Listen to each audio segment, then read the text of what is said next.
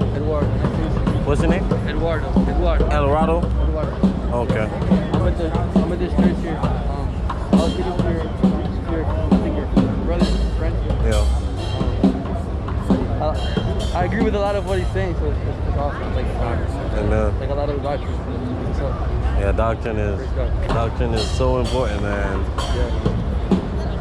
The church that I'm with right now, they technically like, you know how, so like we're made righteous by faith, and like I believe that God is keeping us, because like, you know, he's saving us, and like, you know, like those who are justified, or those who are like Romans says, those who are justified will be sanctified and will be glorified. But my church believes that that like you can like lose your salvation, or like fall away.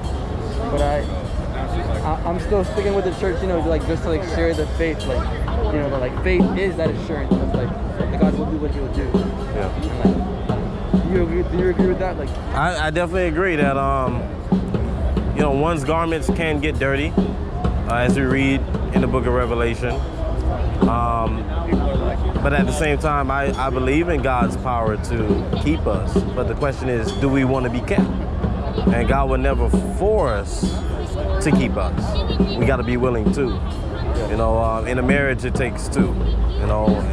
That's interesting. That's something I'm battling with right now. Like, Yeah. Whether, you know, He keeps us in the sense that He has not lost one sheep. So I understand, but there's also verses that say, you know, if you don't bear fruit, you will be cut off. Right. But at the same time, the Bible doesn't contradict itself in any way. Correct. So I understand that, like, maybe you can be grafted in the vine, you know, like the vine, right? But if you boast, you'll be cut off. But at the same time, I feel like you can be in the vine, but not truly in the vine, as to where, like, you know, He won't lose you. You see So, where I'm coming from? yeah, and I know what verse you're, like, in John 10, where, for example, where He says, my sheep hear my voice, right? And I know them, and they follow me. And I give unto them eternal life, and they shall never perish. Neither shall any man pluck them out of my hand.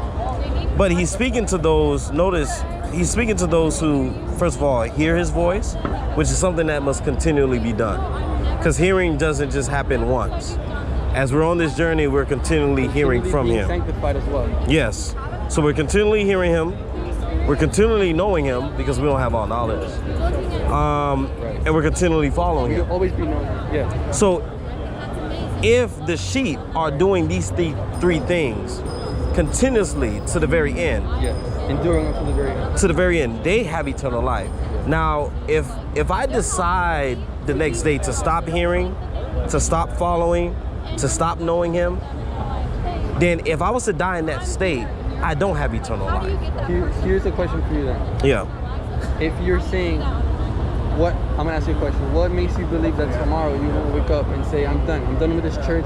I'm done with these hypocrites. I'm done with God. I'm tired. That can happen too.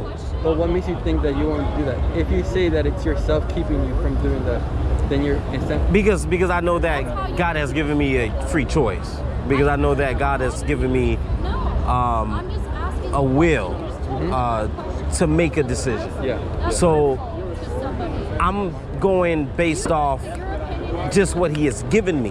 Yeah. But He's also given me a measure of faith. Yeah. So just like Paul said, right? Whether I want to be with the Lord, I want to be on earth. I'm in betwixt the two. I'm in between the two. I'm pressed.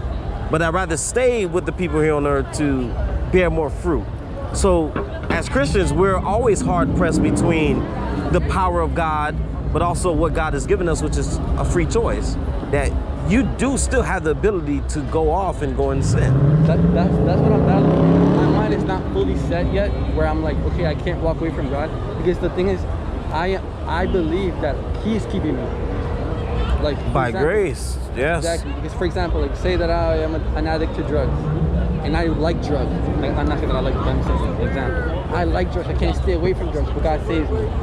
And the evidence in my life that He saved me, that I'm not addicted to drugs today. And I'm trusting that He will keep me away from drugs.